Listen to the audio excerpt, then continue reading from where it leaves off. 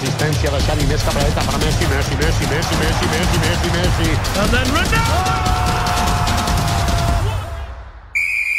Bonjour et bienvenue dans un nouvel épisode de Kick-Off, un épisode un peu particulier parce que dans cet épisode-là, eh bien, on sort d'un gros match, en tout cas à l'affiche, c'était censé être un gros match. Ouais, premier gros match de cette Euro au niveau des pays. Exactement. Et du coup, je suis pas seul pour vous faire un petit peu part de mes impressions de ce match, puisque je suis avec, vous avez pas encore entendu sa voix, Steve. Salut. Et Nico Williams. Alors tout de suite, on va rentrer dans le sujet.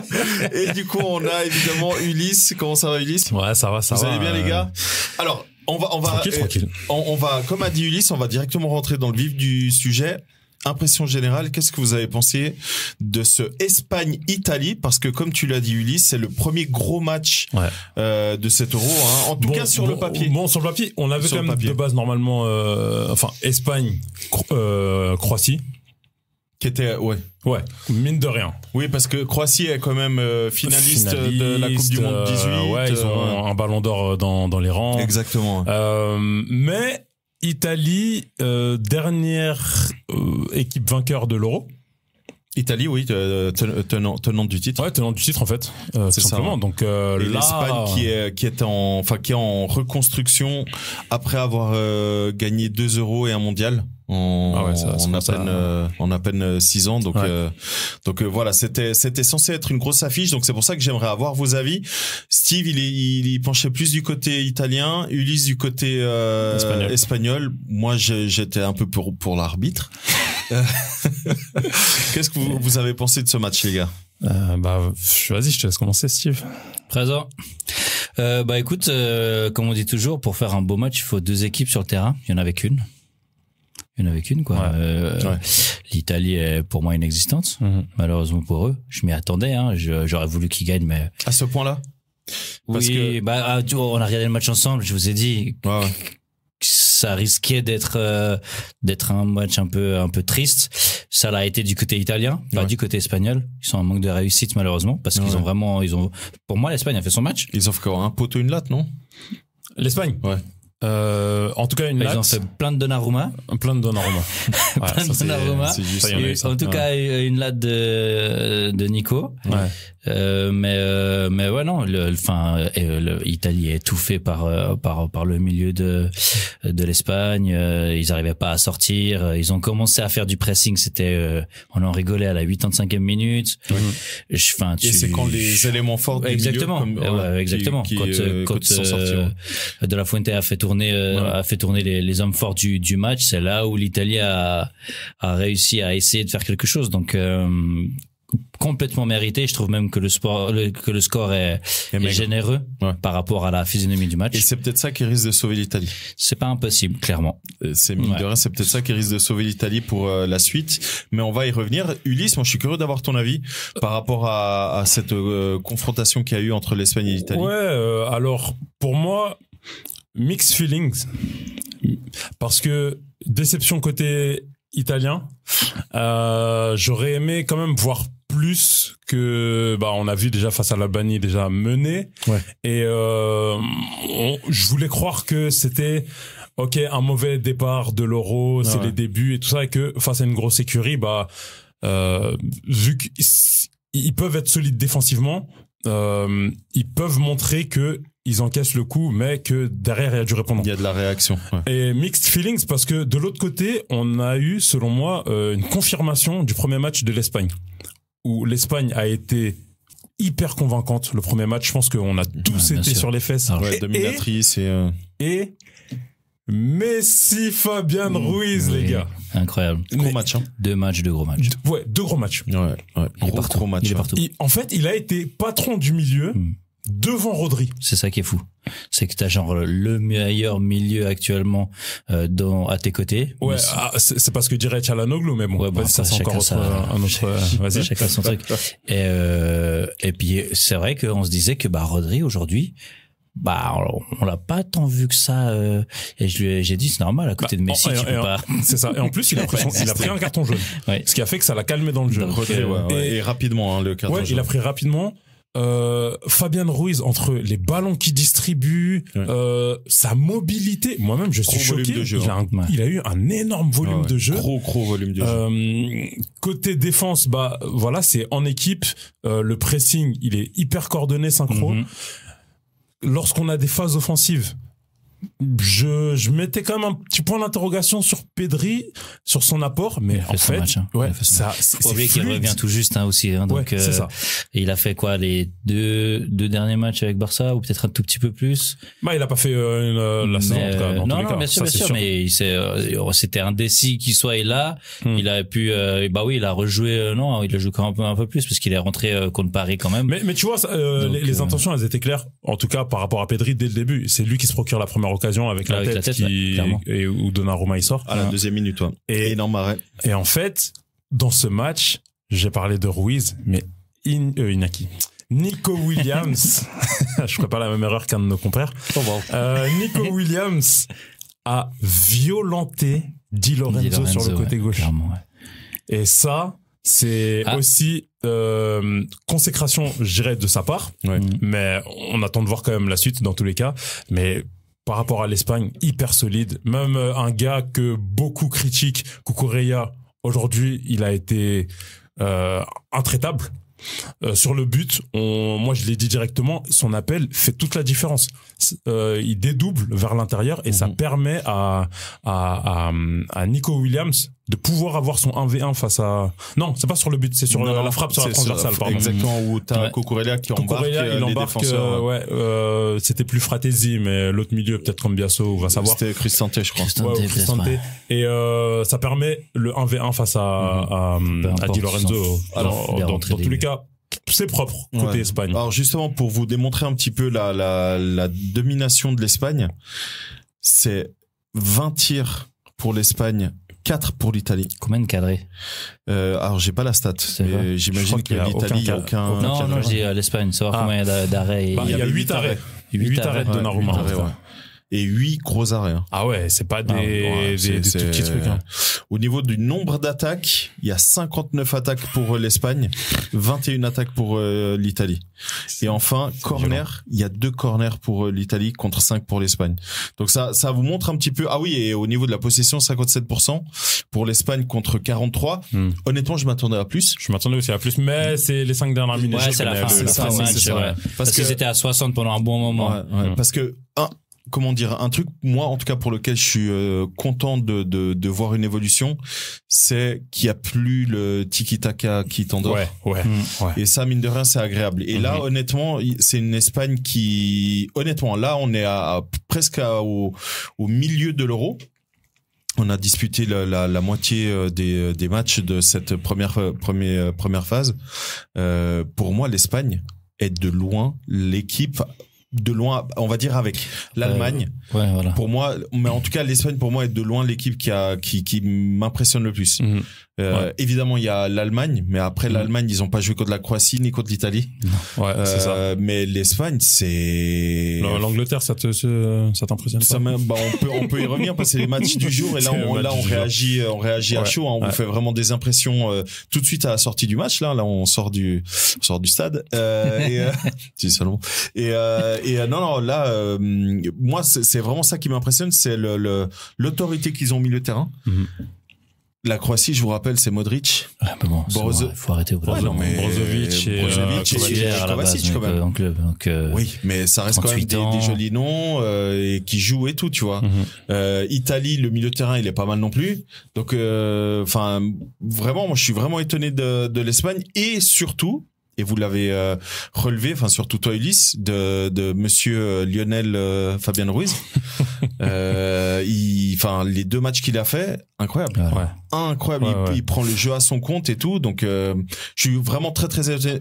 En fait, quand je vois la manière comment il joue, franchement, j'adore la manière comment il joue. C'est hyper agréable. Et toi, au PSG, tu le vois un peu comme ça ou parce que nous, peut-être on est surpris sur les côtés, non? Non, il est dans l'axe. Il est dans l'axe depuis maintenant un bon moment. Il est titulaire. Est-ce que c'est Vitinha qui met de l'ombre? Mais le PSG ne joue pas avec un 6, hein. Contrairement à l'Espagne, où l'Espagne, Rodri, c'est un vrai 6. Donc c'est peut-être ça aussi qui explique que Ruiz est un peu plus libre. Peut-être le maillot aussi. Peut-être la langue qu'on parlait peut-être autour la langue de lui. Qui parlait. Bon, il parle bien espagnol là. Ouais, c'est pas faux. Mais d'ailleurs, petite stat pour Ruiz depuis le début de l'Euro, c'est 133 passes tentées. Devinez le nombre de passes réussies.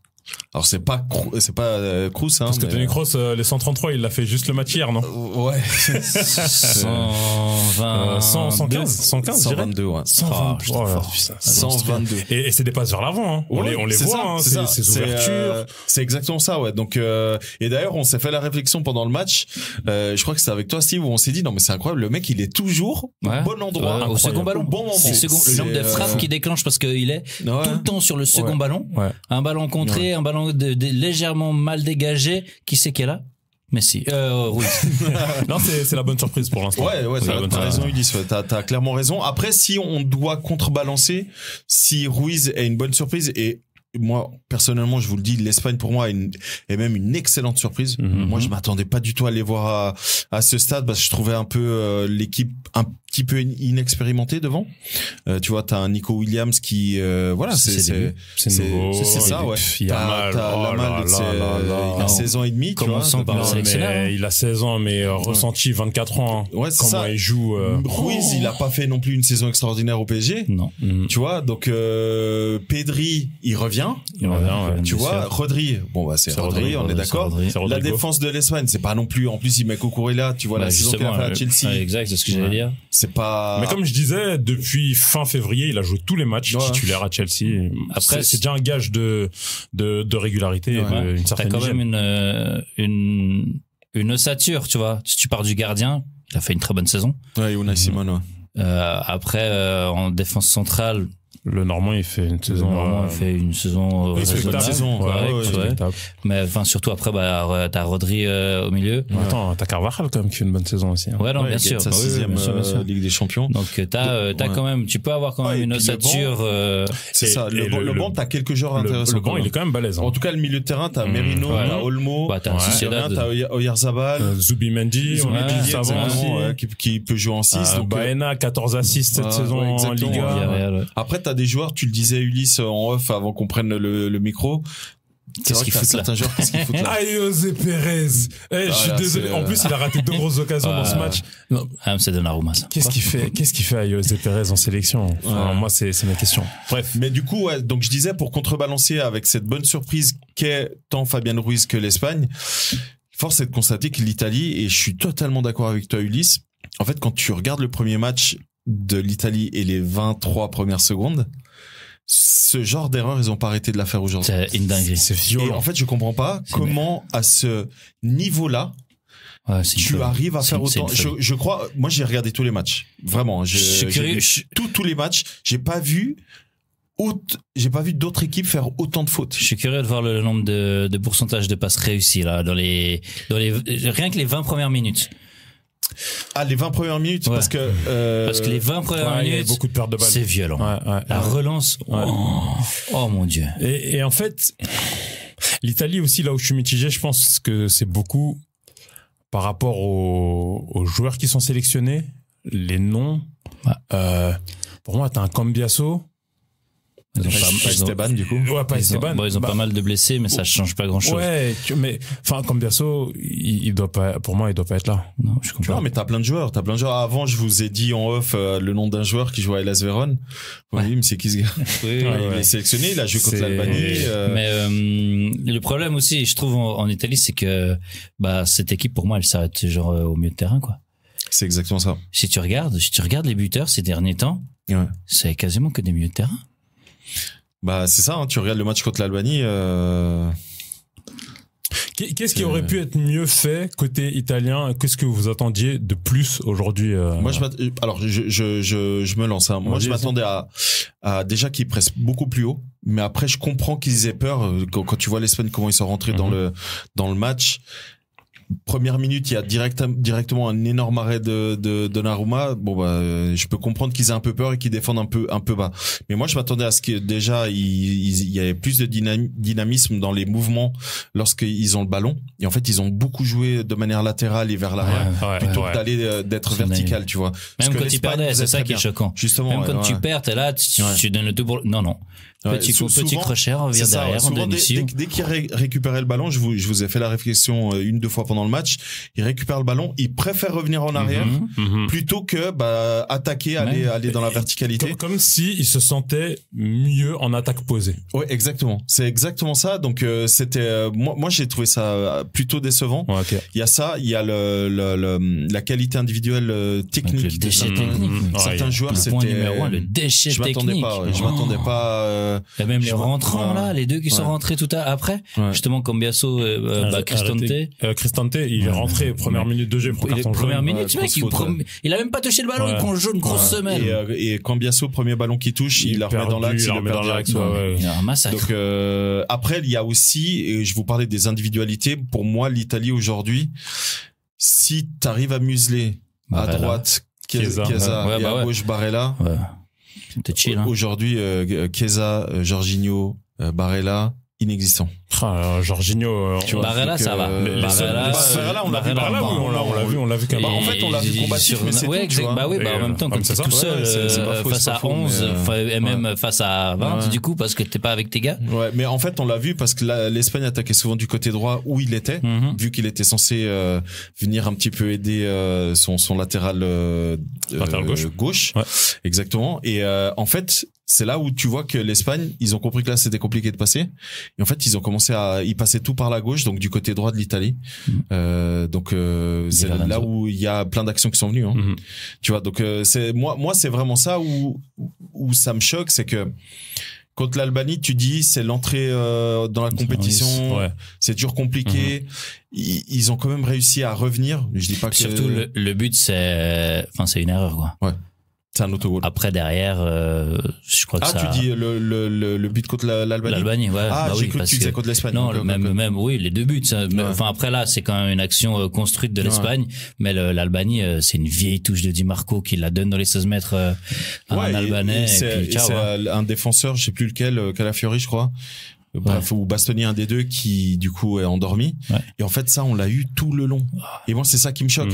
Et je le répète, j'ai vu tous les matchs, tous sans exception depuis le début de l'Euro. Alors évidemment que certaines équipes, t'as dit quoi? T'as pas grand chose à faire. Ah, mais je pense qu'il met en fond. J'ai averti, non, j'ai vraiment vu et j'ai averti ma copine. Je regarde sur mon iPad, je vais voir les stats et tout. Et à part quelques équipes qui ont une qualité de jeu évidemment beaucoup moins qualitative, l'Italie reste quand même en termes de déchets techniques, c'est haut, hein. Ah, c'est choquant. Pourcentage. C'est choquant. C'est Steve, toi? Ouais. Quoi donc? Qu'est-ce qui t'a le plus marqué, déçu? Et aussi, qu'est-ce que t'aurais attendu, en fait, de cette Italie aujourd'hui? Sincèrement, moi, avec des potes, on a un groupe de pronos. J'ai mis 3-1 pour l'Espagne, hein, donc je m'attendais pas à grand chose. Ouais, en termes de jeu. De l'Italie. Je vais te dire, par exemple, moi, aujourd'hui, je vois le pressing qui a été proposé à la 85e minute. Ouais. Et en fait, moi, je m'attendais à ça. Exact. Par moment. Oui. Tu peux pas faire ça tout le match contre l'Espagne, c'est sûr, c'est impossible. Mais gestion des temps faibles, et quand t'as des temps forts, ok, pressing, j'irai pas jusqu'à dire gegenpress. Ouais, mais j'ai cru que t'allais dire ça, parce que ça c'est compliqué. Ouais, ça c'est compliqué, justement, j'irai pas jusqu'à dire ça. Mais, en tout cas, pressing comme ils ont pu le montrer dans les 5 dernières minutes, à la récupération, forcé à la mauvaise relance, et on l'a vu. Alors justement, moi j'ai une stat pour vous. Le nombre de kilomètres parcourus. Avec ou sans ballon? Au total. Tout joueur confondu. Hein. Donc on a vu, hein, l'Espagne avait plus de possession. Ouais. 67, et on a surtout vu l'Italie qui faisait pas beaucoup de pressing. Ouais. Non, okay. Combien de kilomètres en moyenne en moyenne. Alors moi j'ai la totalité, hein. J'ai la stat totale. Donc je vais vous la donner parce que c'est assez difficile de la trouver. L'Espagne a fait 116,94 kilomètres. Okay. L'Italie, ils ont dû faire 111. Non. Moi, j'aurais dit 80, un truc comme ça. 117. 117. L'Italie a plus couru que les Italiens ont plus couru que les joueurs espagnols. Et du coup, c'est là où tu vois qu'il y a un problème au niveau du bloc. C'est qu'en fait, les joueurs couraient dans le vide. Dans le vide, ouais. Mais vraiment, c'est quand t'as ce genre de stats et tu vois le match, tu te dis ok, bah en fait c'était un problème de bloc. Et c'est ce que je vous disais, tu sais, Steve, quand on regardait le match d'avant Danemark-Angleterre, je te montrais souvent la ligne et je te montrais que ils attaquaient la ligne des Danois, ils attaquaient en bloc, ils couraient ensemble par bloc, etc. Et en fait, c'est un truc qu'on n'a pas du tout vu en Italie, ou en tout cas, comme tu le disais, Ulysse, jusqu'à la 84, 85e, on l'a pas du tout vu. Donc moi, quand je vois cette stat, pour moi, c'est très, très choquant. Ouais. C'est, en fait, les Italiens ont couru 1 kilomètre de plus. Enfin, moi, je trouve ça assez Aujourd'hui, moi, je voulais voir Fede Di Marco qui allait percuter sur son couloir, qui allait provoquer Dani Carvajal, malgré que il fallait qu'il fasse une petite cartouche à la fin. C'est on a vu. Non, c'est pas exactement de ça que je parlais. Mais qu'il aille quand même le percuter tout en faisant le travail défensif, bien entendu, parce qu'on a bien vu sur chaque côté ça défendait à 2. Donc lui il défendait avec Barella, pardon, je vais pas faire l'accent espagnol. Et de l'autre côté, Fratesi, il essayait d'aider Di Lorenzo. Mais de l'autre côté, j'aurais aimé que lui, avec sa qualité offensive, avec la qualité offensive qu'il a, sa qualité de centre pour pouvoir trouver Scamacca, qui n'est pas très bon balle au pied, faut le dire. Aujourd'hui, en tout cas, le problème c'est qu'il était obligé d'être en bas, quoi, parce que sinon il y avait pas de ballon. Il était obligé de beaucoup descendre. Mais même les ballons intéressants qu'il avait, à un moment, il tente sa talonnade, alors qu'il est dans la surface, il tente une talonnade. Enfin. Ça a rien à voir.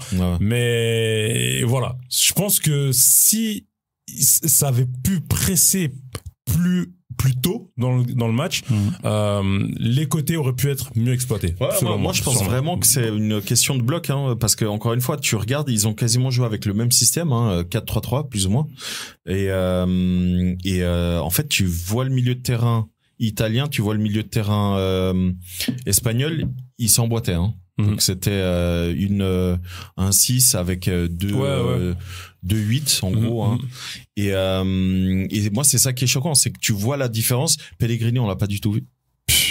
Barella, elle était obligée de venir fermer le côté gauche. Jorginho, le seul moment où on l'a vu, c'est quand il venait en 3e aide sur Nico Williams. C'est ça. À chaque fois, dans la surface. Et du coup, Nico Williams, il revient vers l'arrière, Cucurella qui redonne vers Ruiz qui est à l'intérieur Rodri. Et qui peut... Enfin bref, c'est assez... c'est assez décevant. Donc voilà, maintenant à voir. L'Italie, je le rappelle juste, dans ce groupe, il leur reste la Croatie. Ça va être compliqué. Parce que heureusement ils ont déjà une victoire. C'est ça, c'est qu'aujourd'hui l'Espagne est qualifiée, c'est le deuxième pays à être qualifié. 6 points, c'est bon. 6 points en 2 matchs, donc c'est sûr ils sont qualifiés. Deuxième position, on a l'Italie 3 points, mais au niveau du goal average, ils sont à 0. Donc ça veut dire que s'ils perdent, ils sont en négatif. L'Albanie est à 1 point et la Croatie est à 1 point. La Croatie, les amis, elle joue contre l'Italie. La Croatie, elle gagne. Elle finit 2e. Je vois mal l'Albanie battre l'Espagne, mais on sait jamais. Mais ça va tourner. Admettons la Croatie bat l'Italie et l'Espagne bat l'Albanie. Ça veut dire que l'Italie part dans le classement des 3e en étant avec au mieux -1. -1, exactement. Ça peut passer, les amis. C'est déjà passé. C'est déjà passé, évidemment. Je vous le dis déjà. Le 3e ou le 4e meilleur 3e. Joue contre France, un truc comme ça. Joue contre le premier du groupe, F. Ah, c'est Portugal. Exactement, Portugal. Voilà, donc s'il termine 3e ou 4e, je débute. S'il termine 3e ou 4e du classement des 3e, on risque d'avoir un autre gros match et ça fait pas mal de 6, mais on verra. Ouais, ça fait pas mal de 6, mais c'est juste pour dire que l'Italie, quand on les a vus gagner contre l'Albanie, on s'est dit ouf et tout. Voilà, ça risque d'être compliqué. Ça risque d'être compliqué et on verra donc c'est quoi le prochain match, c'est dans 5 jours. C'est dans 5 jours? Oh, peut-être pas. Non, c'est même 4 jours. C'est lundi, non? Sûrement en 4 jours. Dimanche on a la Suisse. Donc sûrement lundi. C'est lundi, ouais. Du coup, On se fait vite un petit topo sur les autres matchs qu'il y a eu dans la journée et on termine avec ça notre débrief. Bah ok, pour moi it's not coming home. On va vite terminer avec Slovénie Serbie. Voilà. Il y a eu 1-1 but à la 99e et plus 12. J'exagère évidemment, mais but à la 96e, ce qui permet à la Serbie de voilà. C'est dommage, hein, ils ont quand même de bons joueurs sur le terrain, mais ça propose pas énormément. Individuellement, oui, mais voilà. C'est incroyable comme ils arrivent pas. Ouais. C'est assez impressionnant parce que moi, le souvenir que j'ai de la Serbie, ça a toujours été ça. Ouais. Le tout premier souvenir que j'ai de la Serbie, c'est Mondial 98. La Yougoslavie, du coup. C'était la Yougoslavie à l'époque. Ouais. Avec Stankovic. Qui est d'ailleurs le seul joueur. Non, c'était pas la Yougoslavie parce qu'il y avait la Croatie. Bah si, mais c'était la Yougoslavie de Bosnie, ah non, c'est Serbie-Monténégro. C'est ça, ouais, Serbie-Monténégro, ouais. C'est juste, ouais. Bon, bref, bah, du coup, je me souviens qu'à l'époque, il y avait des Stankovic et tout, et les noms étaient incroyables, et pourtant, ça jouait pas ensemble. Mais bref. Et du coup, passons au deuxième match de la journée qui avait lieu. Stankovic, c'est un peu plus tard. C'est plus tard, lui, c'est avec Serbie et Monténégro. Il a pas joué le Mondial. Non. Lui, il a joué, c'est le seul joueur au monde à avoir joué pour 3 nations. Yougoslavie, Serbie, Monténégro et Serbie. Prozineki aussi, il a joué pour 3 sélections. Enfin bon. Croatie, Serbie et l'autre. Dans le deuxième match, comme je le dis, it's not coming home. Je vais te prouver ça. Et du coup, donc Ulysse, toi tu parles... Attends, on va mettre la musique. It's coming home. Bref. Donc pour toi, l'Angleterre prouve qu'il n'y a pas moyen. En fait, Southgate, malheureusement, il est très têtu. Borné, voilà, synonyme. Il méritait même pas de gagner, mais. Et je sens qu'au troisième match, il y aura du changement, parce que là, il y a eu match nul face au Danemark, là où on imaginait que l'Angleterre, là où on imaginait que l'Angleterre allait sûrement gagner ce match. Et en fait, il a pas changé son 11.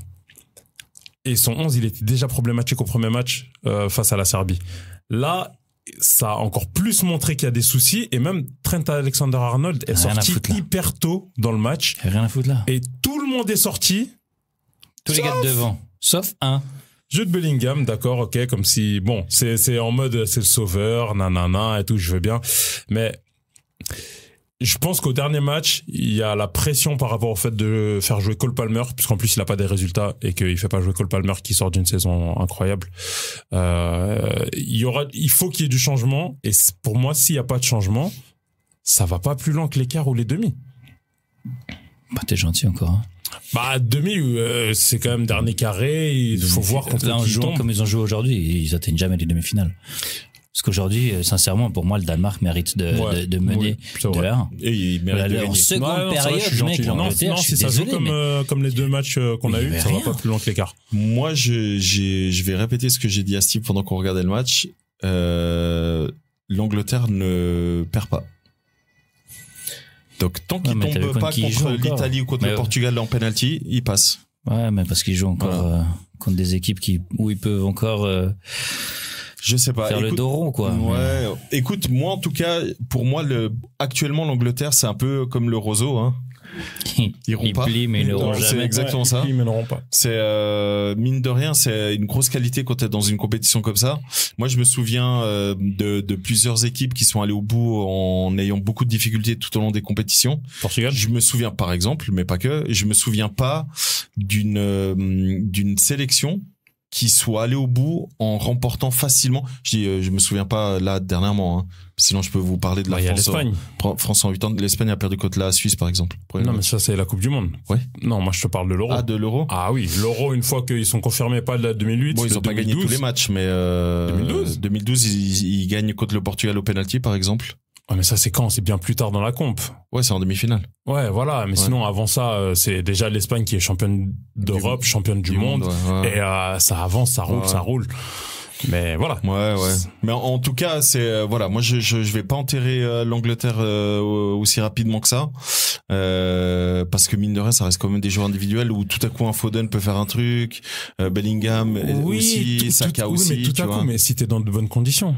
En fait, là, pour moi, la mixture, il l'a pas trouvé encore la bonne formule. Pas du tout. Il a pas trouvé la bonne formule. Foden, tu le mets sur le terrain, il peut faire quelque chose, mais s'il est dans de bonnes conditions. Aujourd'hui, il a tenté maintes fois. Bon, il a fait un poteau, mais mais justement de repasser dans l'axe, et c'est ce qui lui allait. Ouais. Donc en fait, non, t'as raison, on voit très clairement que les joueurs sont pas où ils doivent être placés. Non. C'est, tu sais, quand tu joues à tu FIFA, regardes déjà Trippier, mec. à gauche, ouais. Il joue déjà pas à son poste, il joue à gauche. Ouais, toute la saison, il joue à droite. À la base, c'est pas son poste, même si à City, il joue à gauche. Mais comme je disais en off, t'as vu le système de Guardiola? À chaque fois que, il plante ses incroyables intérieurs pied gauche, c'est qu'il est à droite. Il rentre à l'intérieur, il ouvre son pied gauche. Mais ses buts, ça arrive, hein. Mais ils viennent rarement d'un débordement sur un couloir gauche. Ça arrive, il y en a, hein. Mais, c'est moins. Faut trouver la formule. Tant qu'il n'y a pas. Bah écoute, en tout cas on verra. Force est de constater en tout cas qu'on pensait que contre la Serbie, vu que c'était le premier match, ça allait s'améliorer. Pas du tout. Nada. Pas du tout. Et je vous cache pas que j'ai un petit peu peur pour le Portugal du coup. Et du coup en parlant des prochains matchs, on va un tout petit peu se projeter. La Suisse, comment vous voyez la suite? On rappelle, hein, ils jouent contre l'Allemagne le dernier match. L'Allemagne est déjà qualifiée. Ils ont 4 points. Ils sont qualifiés. Normalement, avec 4 points, ils sont qualifiés. Même s'ils perdent, normalement, ils sont qualifiés. Je pense qu'il faut match nul. Ok, après on verra. S'ils terminent deuxième, normalement ils ont un meilleur tirage. J'en ai rien à foutre. Hein. Même si tu mets les remplaçants, eux ils veulent taper, mec. Hein. Ah là oui, là ils sont remplaçants, pas remplaçants, mec. D'autant plus si t'es remplaçant. La Suisse aussi, ils veulent pas se faire humilier. Parce que le Portugal, ils veulent pas se faire humilier non plus. On peut dire ce qu'on veut, ouais, d'accord. Les Allemands, s'ils décident de mettre les remplaçants et tout, l'Euro cette année, là, vu l'Euro qu'il fait, franchement, il va rien faire contre la Suisse. Non, ça c'est vrai. À ce même niveau. S'il joue avec le même niveau, s'il joue avec le même niveau, il fait rien du tout. Par exemple, l'Euro cette année, pourtant, c'est l'Euro cette année, tu vois. Widmer le mange. Oui. Je pensais jamais dire cette phrase, mais oui. Là, ce qui performe principalement en Allemagne, ok. Avec Thomas Müller, il va les croquer comme ça. Je vous le dis, moi. Lui, s'il y en a bien un sur le banc qui a faim, tu vas voir, mon gars. Kroos. C'est des Wirtz, c'est ceux qui sont titulaires en fait. Mais je suis d'accord, je pense que l'Allemagne veut marcher sur l'Europe. Oui, non, ça ne rappelle pas des bons souvenirs. Non. Mais pourtant c'est la vérité. Et ok. Donc voilà. La Suisse, on les voit passer. Oui, j'y passe avec 4 points, mec, qui passe pas avec 4 points. Non, 4 points. Surtout quand t'as les meilleurs troisièmes qui passent, c'est infaisable. Ils passent, c'est sûr. Mais voilà, c'était beau leur premier match. Ils étaient là, et si. Calmez-vous. Ouais. En plus, faut savoir que l'équipe de Suisse n'a jamais gagné 2 matchs d'affilée comme ça dans une phase de groupe. Le deuxième match a toujours été une catastrophe. Ouais, c'est bien parce que ça s'est prouvé. Ouais, donc, mais c'est ça, tu vois, c'est que donc voilà, troisième, après tu joues contre l'Ogre. Et la stat tient toujours. Ils n'ont jamais gagné en 8e de finale. Non. Même s'ils ont éliminé la France, ce n'est pas une victoire. Non. Allez. C'est un match nul. Non, mais c'est vrai. Statistiquement, c'est un nul. Bah, du coup, on parle de la France. Comment vous voyez la France la suite? Donc, la France, on rappelle, Mbappé avec le nez cassé. Maintenant qu'on a 0, mec, c'est bon. Non, ça j'aurais dit Donatello. Je pense que ça va bien se passer. Pour la France? Ouais, le plan, il change pas. Encore une fois, ils ont 3 points. Plan première place. Déjà. C'est contre qui déjà le prochain match? Pays-Bas, ouais. Le plan, il change pas. Les Pays-Bas, ils ont pas montré. Écoute, les Pays-Bas, ils les ont eu dans le groupe de qualification. Avant pour 7 euros. Déjà. 4-1-2-0, hein. Ouais, 4-1, ouais, un truc du genre. 4-1-0, je crois, ouais. 4-1-2-0, je crois. Mais, enfin, voilà, les Pays-Bas, ça a pas été incroyable pour le premier match. C'est ça. Très poussif. Ça a été complié. Ouais. Ils ont pas trouvé la mayonnaise. Les failles de Van Dijk, comme d'hab, là aussi, qui commençaient à revenir. Ouais, des erreurs, milieu de terrain, Reinders. Et même leur Reinders, la mayonnaise, elle prend pas de ouf devant. C'est ça. C'est que ça prend pas. Entre Xavi Simons, Depay et il joue pas, d'ailleurs. Il risque de pas être titulaire. Simons, ouais. Ouais, il risque de pas être titulaire. En même temps, sous le maillot hollandais, il a jamais été, incroyable, tu vois. Donc c'est fort probable que ce soit Cody Gakpo qui joue à sa place. Bah, Cody, il jouait déjà le premier match. Ah ouais? Ouais, il a très bien joué. Je pense que à droite, ce sera Frimpong. Ah oui, c'est juste, on a vu la projection. Ouais, ça peut être intéressant pour boucher un petit peu le côté gauche qui est assez fort du côté français. Ok. Au niveau des autres pays, le Portugal, comment vous les voyez? Bah, ça passe.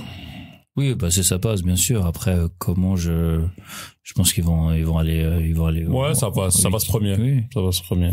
Et pour terminer, est-ce que vous avez jusqu'à maintenant, parce que je répète, hein, on est au milieu de la compétition, est-ce que vous avez des déceptions, des surprises? Avec le plus beau match de l'Euro, c'est fait. La Géorgie-Turquie. Ouais. Quel match! J'en avais la chair d'ampoule, mec, incroyable. Oh là là là. Toi, Ulysse, comment? T'as des déceptions, des surprises, des confirmations, des choses que t'attends encore? Bah, j'attends quand même beaucoup mieux de la part d'Angleterre. Je suis quand même très critique avec eux. C'est parce que les grands favoris, hein. C'est ça. Bookmaker, c'est le numéro 1. Il y a ça. C'est l'Angleterre, hein. Sinon, la Turquie. La Turquie, je suis enthousiaste à l'idée de les voir jouer les 2 prochains matchs là. Surtout que le prochain c'est Turquie-Portugal. Voilà, ça va être intéressant. Ça va pas être facile. On le sait. Surtout quand tu vois le premier match qu'on a fait. Ouais, c'est sûr que comme j'ai dit, le dernier Euro, je me suis pris une claque. J'étais là, ouais, la Turquie, c'est joli et tout. Regardez, bam. 3 matchs, 3 défaites. Merci. Au revoir. T'as fait la main avec la Serbie là. Ils ont pas 3 défaites pour l'instant les Serbes. Non, c'est pas 3 défaites, mais c'est compliqué, on va dire ça comme ça. Bah, c'est compliqué. Ils peuvent encore passer, cela dit. Une petite victoire et puis. Pour l'instant, bon, il y a eu qu'un seul match, mais petite déception quand même petite déception de l'Autriche. Ah oui, l'Ukraine aussi. Moi, je vous ai dit surtout l'Ukraine. Je t'avais fait changer d'avis. La Serbie, je me suis dit, mais la Serbie, j'étais pas. Si, t'étais hypé. Non, pas hypé. J'ai dit attention quand même.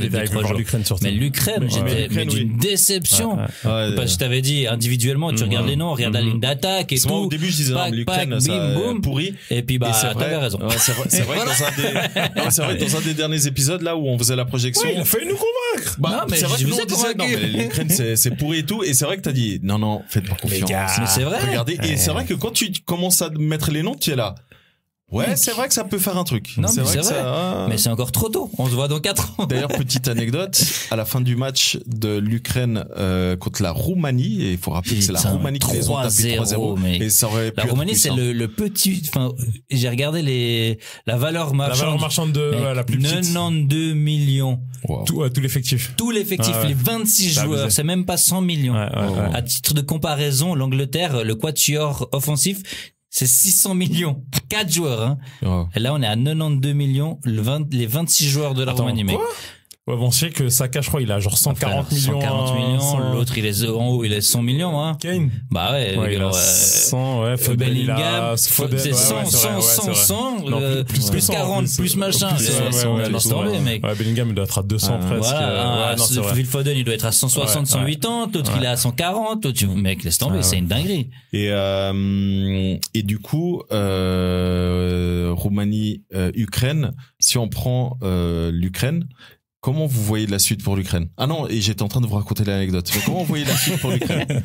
Il faut sortir les pouces du fiacre. Ça rentre.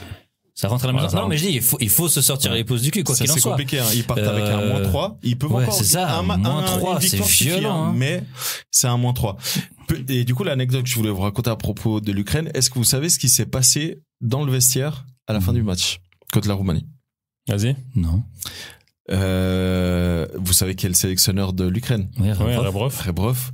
Il s'est tellement pris la tête avec les joueurs que les joueurs l'ont sorti du vestiaire et ont loqué le vestiaire. Mais je te crois pas. Oui. C'est une dinguerie ou pas?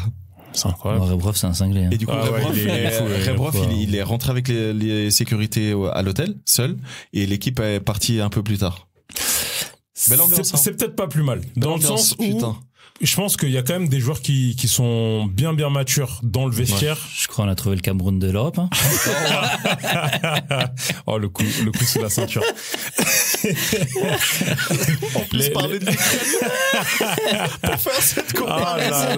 Bon, ce sera tout pour moi. Je vous souhaite à tous une bonne soirée. La comparaison. Pardon. Bon, je pense qu'on a fait un joli débrief, les amis. Il est presque minuit, donc je vous cache pas qu'on est un peu tous fatigués. En tout cas, moi, je suis fatigué. Et voilà, on va certainement revenir pour faire un débrief de la fin du premier tour. Ulysse s'est levé, il est parti. Ulysse, voilà, il en a eu marre là on ait comparé l'Ukraine au Cameroun. Il part. Les amis, sur ce, je vous souhaite une bonne suite d'Euro, de très bons matchs, et je vous dis à très vite. Allez, ciao. Ciao.